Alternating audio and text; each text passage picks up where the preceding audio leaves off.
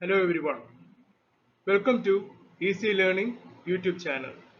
Today I am going to take you to SSLC Part 2 Economics. It's the second part of the chapter, that's chapter 9, and the name of the chapter is Financial Institutions and Services.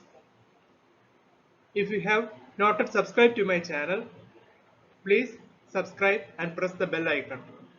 Watch the video till the very end, and if you like it, please like and share your valuable comments. The important questions and its answers are being dealt in this video. So now we can move on directly to our chapter. What are the modern trends in banking sector? Banking മേഖലയിൽ പ്രധാനപ്പെട്ട പുതുതായി കാണുന്ന പ്രവണതകൾ എന്തൊക്കെയാണ്? That's the important question. A few modern trends in the banking sector are: the first one is electronic banking or e-banking. ഇതാണ് പുതിയ കാലഘട്ടത്തിൽ കാണുന്ന ഒരു പ്രവണത, ബാങ്കിംഗ് മേഖലയിൽ ഒരു പ്രവണത എന്ന് പറയുന്നത് e-banking ആണ്. Availing banking services has been made easy by computerization and availability of ATM facility. നമ്മളെല്ലാവരും ATM ഫെസിലിറ്റി ഉപയോഗിക്കുന്നവരാണ്. ഇതിനുള്ള സാഹചര്യം ഒരുങ്ങിയത് കമ്പ്യൂട്ടറൈസേഷൻ ബാങ്കിംഗ് മേഖലയിൽ സമ്പൂർണ്ണമായതുകൊണ്ടാണ്. Electronic banking is a method by which all transactions can be carried out through net banking and telebanking. Electronic ബാങ്കിങ്ങിന്റെ ഒരു പ്രത്യേകത എന്ന് വെച്ച് കഴിഞ്ഞാൽ അതിന്റെ ക്രയവിക്രയങ്ങൾ എന്ന് പറയുന്നത് നെറ്റ് ബാങ്കിംഗ് വഴിയും ടെലി ബാങ്കിംഗ്, അതായത് ഫോൺ വഴിയുള്ള ബാങ്കിംഗ് വഴിയും സാധിക്കുന്നു എന്നുള്ളത് തന്നെയാണ്. Any time banking, anywhere banking, net banking, mobile phone banking etcetera are part of electronic banking. കുറച്ചുകൂടെ വിശാലമായിട്ട് വേണം ഇലക്ട്രോണിക് ബാങ്കിങ്ങിനെ നമ്മൾ കാണാൻ. എന്ന് വെച്ചാൽ എന്താണ്? 24/7 ഏത് സമയവും ഏത് ദിവസവും നമുക്ക് ബാങ്കിംഗ് സേവനങ്ങൾ ലഭ്യമാക്കുവാൻ സാധിക്കും, അല്ലെങ്കിൽ ആ ബാങ്കിംഗ് സൗകര്യങ്ങൾ ലഭ്യമാകും എന്നുള്ളത് ഒരു വലിയ പ്രത്യേകതയാണ്. അതാണ് any time banking, anywhere banking. നമുക്ക് അക്കൗണ്ട് ഏത് ബാങ്കിൽ ഏത് ബ്രാഞ്ചിലായാലും അതിന്റെ സേവനം നമുക്ക് ലോകത്ത് എവിടെ നിന്നും ലഭ്യമാകും. നെറ്റ് ബാങ്കിംഗ് ഉണ്ട്, നമ്മളെല്ലാവരും മൊബൈൽ ഫോൺ യൂസ് ചെയ്യുന്നവരായതുകൊണ്ട് തന്നെ അതുവഴിയും നമുക്ക് ബാങ്കിംഗ് സേവനങ്ങൾ ലഭ്യമാകാൻ സാധിക്കും. ഇതെല്ലാം ഇലക്ട്രോണിക് ബാങ്കിങ്ങിന്റെ പ്രത്യേകതകളാണ്. For this employees are not required. അതാണ്. അപ്പോൾ ഇതിന് ബാങ്കിംഗ് മേഖലയിൽ പ്രവർത്തിക്കുന്ന അല്ലെങ്കിൽ ബാങ്ക് സ്റ്റാഫുകളുടെ സേവനം നേരിട്ട് ആവശ്യം വരുന്നില്ല എന്നുള്ളതാണ്. Bank account and net banking facility alone are required. പിന്നെ വേണ്ടത് എന്താണ്? നമുക്ക് ഏതെങ്കിലും ഒരു ബാങ്കിൽ അക്കൗണ്ട് ഉണ്ടാവണം, നമുക്ക് അത് കൈകാര്യം ചെയ്യുന്നതിനുള്ള നെറ്റ് ബാങ്കിംഗ് ഫെസിലിറ്റി കൂടെ ഉണ്ടാകണമെന്നുണ്ട്. Money can be send and bills can be paid anywhere in the world from home. നമുക്ക് എല്ലാവർക്കും അറിയാം, നമ്മൾ കൂടുതലും എന്താണ് മൊബൈൽ ബില്ലായാലും കറണ്ട് ബില്ലായാലും മറ്റെല്ലാം തന്നെ, മറ്റു ഓൺലൈൻ ഷോപ്പിംഗ് ഇങ്ങനെ ഉൾപ്പെടെ സകലതും തന്നെ നമ്മൾ അതുപോലെ തന്നെ നമ്മൾ പണത്തിന് ആവശ്യം വരുമ്പോൾ നമ്മുടെ ബന്ധുക്കളിൽ നിന്നും വീട്ടുകാരിൽ നിന്നും സുഹൃത്തുക്കളിൽ നിന്നൊക്കെ എന്താണ് ഓൺലൈനായിട്ട് അക്കൗണ്ട് ട്രാൻസ്ഫറും മറ്റുമൊക്കെ ചെയ്യുന്നുണ്ട്. ഇതെല്ലാം ഇലക്ട്രോണിക് ബാങ്കിങ്ങിൽ നിന്ന് നമുക്ക് ലഭ്യമാകുന്ന സേവനങ്ങളാണ്. So we can save time. Another advantage is low service charge. അതുകൊണ്ട് തന്നെ സർവീസ് ചാർജും കുറവാണ്. Again we can go into core banking. This is the another modern trend in the banking sector. Core banking is a system in which all banks are connected to each other under a common server. പൊതുവായ ഒരു സെർവറിലൂടെ എല്ലാ ബാങ്കുകളും, nationalised ബാങ്കുകളായാലും മറ്റ് corporate banks ആയാലും new gen ആയാലും എല്ലാം ഒരു common സെർവറിന്റെ കീഴിലാണ് കണക്ട് ചെയ്യപ്പെട്ടിരിക്കുന്നത്. ATM, debit card, credit card, net banking, tele banking, mobile banking etcetera have been brought together. ബാങ്കിന്റെ പല സേവനങ്ങളായ വ്യത്യസ്ത സേവനങ്ങളായ ATM card, credit card, net banking, mobile banking, tele banking ഇതെല്ലാം തന്നെ ഈ സെർവറിലൂടെ പരസ്പരം ബന്ധിപ്പിച്ചിരിക്കുന്നു. അതുകൊണ്ടാണ് ഇത് കോർ ബാങ്കിംഗ് സംവിധാനം എന്ന് പറയുന്നത്. Naturally transactions have become simple. ഈ രീതിയിലുള്ള പ്രവർത്തനങ്ങൾ എന്ന് പറഞ്ഞാൽ വളരെ ആർക്കും, കുട്ടികൾക്കോ പ്രായമുള്ളവർക്കോ ഏത് വിദ്യാഭ്യാസ യോഗ്യതയിൽപ്പെട്ടവരായാലും ഏത് പ്രായത്തിൽപ്പെട്ടവർക്കായാലും ക്രയവിക്രയത്തിന് സൗകര്യം കൂടുതലാണ്, ലളിതമായ സംവിധാനങ്ങളാണ് ഉള്ളത്. By using this facility, an individual can send money from his bank account to his friend's account anywhere and elsewhere. ഒരാൾക്ക് പണത്തിന് ആവശ്യമുള്ളപ്പോൾ അദ്ദേഹത്തിന്റെ സുഹൃത്തുക്കൾ ലോകത്ത് എവിടെയുള്ള ആളായാലും അക്കൗണ്ട് ട്രാൻസ്ഫർ വഴി അദ്ദേഹത്തിന്റെ അക്കൗണ്ടിലേക്ക് പണം ലഭ്യമാക്കുവാൻ സാധിക്കും. ഇത് വളരെയധികം ഉപകാരപ്രദമാണ്. ഇതെല്ലാം നമ്മൾ ജീവിതത്തിൽ ഒരിക്കലെങ്കിലും അനുഭവിച്ചിട്ടുള്ളവരാണ്. Now moving on to cooperative banks. Cooperation, self-help and mutual help are the working principles of cooperative banks. സഹകരണ ബാങ്കുകളെ കുറിച്ചാണ്. പേരിൽ പറയുന്നത് പോലെ തന്നെ ഒരു സഹകരണ സ്വഭാവത്തിൽ പ്രവർത്തിക്കുന്ന സ്വയം പര്യാപ്തമായ ആ സഹകരണ സംഘത്തിൽ പരസ്പരം സഹകരിച്ചു നിൽക്കുന്ന ഒരു ആശയത്തെ നടപ്പിലാക്കുന്നതാണ് സഹകരണ ബാങ്കിന്റെ പ്രവർത്തന സ്വഭാവം. They provide monetary benefits to farmers, artisans, craftsmen and small scale entrepreneurs. അവര് കർഷകർക്ക്, കലാകാരന്മാർക്ക്, കരകൗശല മേഖലയിൽ പ്രവർത്തിക്കുന്നവർക്ക്, ചെറിയ കച്ചവടക്കാർക്കെല്ലാം വേണ്ടുന്ന സാമ്പത്തിക സഹായം നൽകുന്നു. They provide loans to the public. വായ്പകൾ കൊടുക്കുന്നുണ്ട്. They protect the villagers from private money lenders.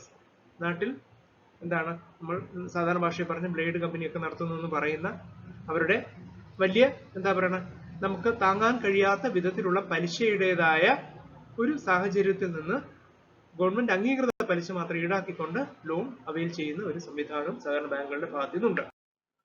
Continuing with cooperative banks, they protect the villagers from private money lenders. As I have told you in the previous slide, the different levels of cooperative banks are state cooperative bank, district cooperative bank and primary cooperative bank. മൂന്ന് layer ആയിട്ടാണ്, മൂന്ന് തട്ടായിട്ടാണ് cooperative ബാങ്കുകൾ ഉള്ളത്. അത് state cooperative ബാങ്കുകളുണ്ട്, ജില്ലാ cooperative ബാങ്കുകളുണ്ട്, ജില്ലാ സഹകരണ ബാങ്കുകളുണ്ട്, primary cooperative ബാങ്ക്സും ഉണ്ട്, പ്രാഥമിക സഹകരണ ബാങ്കുകൾ. Explain the important non-financial institutions of India. ഇതുവരെ നമ്മൾ ഫിനാൻഷ്യൽ ഇൻസ്റ്റിറ്റ്യൂഷൻസിനെ കുറിച്ചാണ് പഠിച്ചത്. നോൺ ഫിനാൻഷ്യൽ ഇൻസ്റ്റിറ്റ്യൂഷൻസ് എന്തൊക്കെയാണ് ഇന്ത്യയിലുള്ളത് എന്നാണ് നമ്മൾ പഠിക്കുന്നത്. Non financial institutions work in the financial sector but they do not perform all the functions of a bank. അപ്പോൾ നോൺ ഫിനാൻഷ്യൽ ഇൻസ്റ്റിറ്റ്യൂഷൻസ് എന്ന് പറയുന്നത് യഥാർത്ഥത്തിൽ സാമ്പത്തിക മേഖലയിൽ പ്രവർത്തിക്കുന്നവർ തന്നെയാണ്. എന്നാൽ ഒരു ബാങ്കിന്റേതായ പ്രവർത്തന ശൈലിയിൽ നിന്ന് കുറേയേറെ വ്യത്യസ്തമായ ഒരു ശൈലിയാണ് നോൺ ബാങ്കിങ് ഇൻസ്റ്റിറ്റ്യൂഷൻസിനുള്ളത്. അതെന്തൊക്കെയാണ് നമുക്ക് പഠിക്കാം. They perform all the functions of a bank. ബാങ്കിന്റെ ഏതാണ്ടൊക്കെ പൂർണ്ണമായിട്ടുള്ള പ്രവർത്തന ശൈലിയാണ് ഈ പറഞ്ഞ നോൺ ഫിനാൻഷ്യൽ ഇൻസ്റ്റിറ്റ്യൂഷൻസിനുള്ളത്. അത് ഏതൊക്കെയാണ് നമുക്കറിയാവുന്ന പോലെ accepting deposits, lending loans etcetera. whereas some services like withdrawal of cash by check, mail transfer, lockers etc are not provided. അപ്പോൾ ലോൺ കൊടുക്കും, നിക്ഷേപം സ്വീകരിക്കും, അങ്ങനെയൊക്കെ നോക്കുമ്പോൾ ബാങ്കിന്റേതായ സ്വഭാവ പ്രവർത്തന ശൈലി തന്നെയാണ്. എന്നാൽ ചില വ്യത്യസ്തമായിട്ടുള്ള ബാങ്കിൽ നിന്ന് നമുക്ക് ലഭ്യമാകുന്ന ചില സേവനങ്ങളായിട്ടുള്ള പൈസ ചെക്ക് മുഖാന്തരം വിഡ്രോ ചെയ്യുന്നതും, നേരത്തെ പറഞ്ഞതുപോലെ അക്കൗണ്ട് ട്രാൻസ്ഫറും, നമ്മുടെ വിലയേറിയ സ്വർണം ഉൾപ്പെടെയുള്ള പലതും സൂക്ഷിക്കാൻ നൽകുന്ന സൗകര്യം നൽകുന്ന ലോക്കർ സംവിധാനമൊന്നും ഒരിക്കലും നോൺ ഫിനാൻഷ്യൽ ഇൻസ്റ്റിറ്റ്യൂഷൻസിൽ നിന്ന് നമുക്ക് ലഭ്യമാകുന്നില്ല. These are non-banking financial institutions that operate under the supervision of RBI. താഴെ പറയുന്ന കുറച്ച് നോൺ ഫിനാൻഷ്യൽ ഇൻസ്റ്റിറ്റ്യൂഷൻസ് ഉണ്ട്. അവർക്ക് സ്വതന്ത്രമായിട്ട് പ്രവർത്തിക്കാൻ കഴിയില്ല. റിസർവ് ബാങ്ക് ഓഫ് ഇന്ത്യയുടെ നിയന്ത്രണത്തിൽ അവരുടേതായ നിയമസംഹിതയ്ക്ക് വിധേയപ്പെട്ട് മാത്രമേ പ്രവർത്തിക്കാൻ കഴിയുകയുള്ളൂ. They are registered under the Company Act 1936 and carry out the basic functions of the banks. നേരത്തെ പറഞ്ഞതുപോലെ അടിസ്ഥാനപരമായിട്ട് ബാങ്കിന്റേതായ പ്രവർത്തന ശൈലി അവർക്കുണ്ട്. അവരെല്ലാം കമ്പനീസ് ആക്ട് 1936 കമ്പനീസ് ആക്ട് പ്രകാരം register ചെയ്യപ്പെട്ടവയാണ്. The main services provided by them are provide loan for hire purchases. They provide loan for construction of houses, for gold loan. They provide loan on the basis of FD, that means financial fixed deposits, running chitti. And as far as Kerala is concerned, our state is concerned, KSFB is the major non-banking financial company. നേരത്തെ പറഞ്ഞതുപോലെ തന്നെ ബാങ്കിന്റേതായ ചില പ്രവർത്തന സ്വഭാവങ്ങളുണ്ട്. വീട് നിർമ്മാണത്തിനും സ്വർണ്ണപ്പണയവും business തുടങ്ങുന്നതിന് ആവശ്യമായിട്ടുള്ളതും ഒക്കെ അവർ loan തരുന്ന സ്ഥാപനങ്ങൾ തന്നെയാണ് ഈ നോൺ ബാങ്കിങ് ഫിനാൻഷ്യൽ ഇൻസ്റ്റിറ്റ്യൂഷൻസ് എന്ന് പറയുന്നത്. അവർ FD സ്വീകരിക്കും, അതിന്റെ അടിസ്ഥാനത്തിൽ ലോൺ തരികയും ചെയ്യും. ചിട്ടിയുടേതായ സൗകര്യങ്ങൾ അവർ ലഭ്യമാക്കുന്നുണ്ട്. നമുക്കറിയാം കേരളത്തിലെ ഏറ്റവും പ്രശസ്തമായിട്ടുള്ള ഇത്തരത്തിലുള്ള നോൺ ബാങ്കിങ് ഫിനാൻഷ്യൽ ഇൻസ്റ്റിറ്റ്യൂഷൻ എന്ന് പറയുന്നത് KSFE ആണ്. കേരള സർക്കാരിന്റെ കീഴിലുള്ള കേരള സ്റ്റേറ്റ് ഫിനാൻഷ്യൽ എന്റർപ്രൈസസ് ആണ്. Now moving on to mutual funds. Mutual fund is a mode of investment. Mutual ഫണ്ടിനെ കുറിച്ച് നമ്മൾ കേട്ടിട്ടുണ്ട്, നമ്മൾ അതേക്കുറിച്ചാണ് പറയുന്നത്.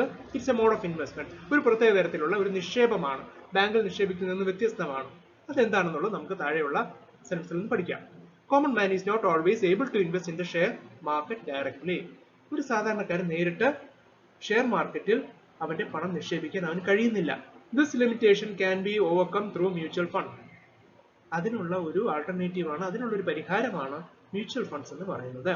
Money is collected from various investors and is invested in share markets, debentures, etc. അപ്പോൾ എന്ത് ചെയ്യും? വ്യത്യസ്തമായിട്ടുള്ള നിക്ഷേപകരിൽ നിന്നും പണം സ്വീകരിച്ചുകൊണ്ട് ഷെയർ മാർക്കറ്റിലും ഡിബെഞ്ചേഴ്സിലും ഒക്കെ ഇത് നിക്ഷേപങ്ങൾ സ്വീകരിക്കുന്ന ഒരു സംവിധാനമാണ്. The profit or loss from this is distributed among the investors. നമുക്കറിയാം, എപ്പോഴും ലാഭം ഉണ്ടാകണമെന്നില്ല, നഷ്ടങ്ങൾ ചില ഇൻവെസ്റ്റ്മെന്റ്സിന് ഉണ്ടാവും. അപ്പോൾ ഇതിൽ നിക്ഷേപിച്ചവർക്ക് ഇതിന്റെ ലാഭവിഹിതം അല്ലെങ്കിൽ നഷ്ടമാണെങ്കിൽ അതിൻ്റെതായ നഷ്ടം ബെയർ ചെയ്യേണ്ടതായിട്ട് വരും. ഈക്വൽ ആയിട്ടായിരിക്കും അത് ഡിവൈഡ് ചെയ്യപ്പെടുന്നത്. Institutions working in public sector are UTI, LIC Mutual Fund, SBI Mutual Fund, etc. Unit Trust of India, LICയുടെ mutual fund, state bank of ഇന്ത്യയുടെ മ്യൂച്വൽ ഫണ്ട് ഒക്കെയാണ് പബ്ലിക് മേഖലയിൽ, പൊതുമേഖലയിൽ പ്രവർത്തിക്കുന്ന പ്രധാനപ്പെട്ട മ്യൂച്വൽ ഫണ്ട്സ്. ഇതെല്ലാം നമ്മൾ കേട്ട് പരിചയമുള്ളതാണ്, പക്ഷേ പരീക്ഷയ്ക്ക് വളരെ പ്രധാനമായതുകൊണ്ട് നമ്മൾ ഇത് ശ്രദ്ധയോടെ പഠിക്കേണ്ടതാണ്. Now we are moving on to insurance companies. Insurance companies are institutions that provide financial protection to individuals' life and wealth. ജീവനും സ്വത്തിനും ആരോഗ്യത്തിനും ഒക്കെ ഇൻഷുറൻസ് അല്ലെങ്കിൽ ഒരു സുരക്ഷ പ്രൊവൈഡ് ചെയ്യുന്നവരെയാണ് ഇൻഷുറൻസ് കമ്പനീസ് എന്ന് പറയുന്നത്. As we all know, LIC is the most popular insurance company of India. They assure social security and personal welfare. സമൂഹത്തിന്റെ ആകമൊത്തമുള്ള സുരക്ഷിതത്വവും വ്യക്തിയുടെ സുരക്ഷിതത്വവും അവന്റെ അഭിവൃദ്ധിക്കും വേണ്ടുന്ന ഒരു ഉറപ്പ്, അഷുറൻസ് LIC ഉൾപ്പെടെയുള്ള ഇൻഷുറൻസ് കമ്പനികൾ നൽകുന്നുണ്ട്. The first insurance company of India was established in Kolkata in 1818. 1818 ഇന്ത്യയിലെ ആദ്യത്തെ ഇൻഷുറൻസ് കമ്പനി കൊൽക്കത്തയിൽ സ്ഥാപിക്കപ്പെട്ടു. Today, insurance companies operate in public and private sectors. പൊതുമേഖലയിലും സ്വകാര്യ മേഖലയിലും ഇൻഷുറൻസ് കമ്പനീസ് ഉണ്ട്. നമ്മൾ ഏതെങ്കിലുമൊക്കെ ഇൻഷുറൻസ് കമ്പനീസിൽ ഇൻഷുറൻസ് എടുത്തിട്ടുള്ളവരാണ് എന്ന് തന്നെ ഞാൻ വിശ്വസിക്കുന്നു.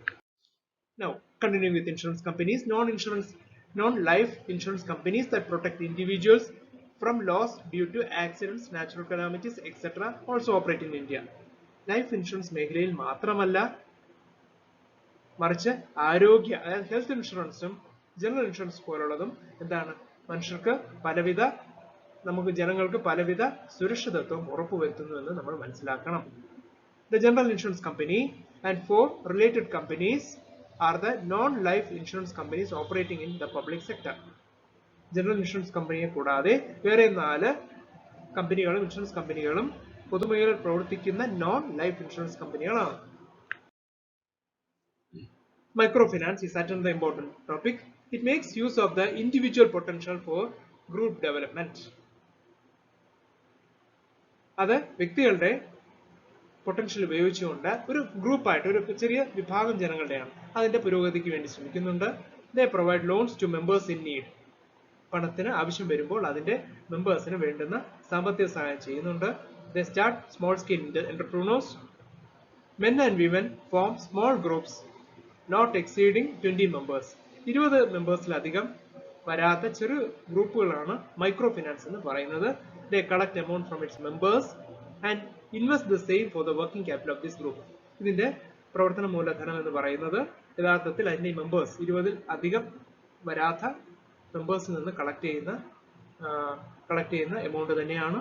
They promote small scale units like pickles unit, soap and washing powder units, hotels, DTP centers, etc. ഇവര് പലവിധ ചെറുകിട വ്യവസായങ്ങൾക്ക് വേണ്ടുന്ന സാമ്പത്തിക സഹായം നൽകുന്നുണ്ട്. ഉദാഹരണത്തിന് DTP സെന്റേഴ്സ് ആയാലും ചെറുകിട ഹോട്ടലുകൾക്കായാലും അതുപോലെ മറ്റ് സ്മോൾ സ്കെയിൽ ഇൻഡസ്ട്രീസ്, സോപ്പ് നിർമ്മാണ മേഖലകൾ അല്ലെങ്കിൽ പിക്കിൾസിന്റെ, അച്ചാറിന്റെ യൂണിറ്റുകൾ, ഇതിനൊക്കെ മൈക്രോ ഫിനാൻസിന്റെ സാമ്പത്തിക സഹായം ഉണ്ടാകുന്നുണ്ട്. Thus, we come to the end of this video. Thank you all for watching. Have a nice day.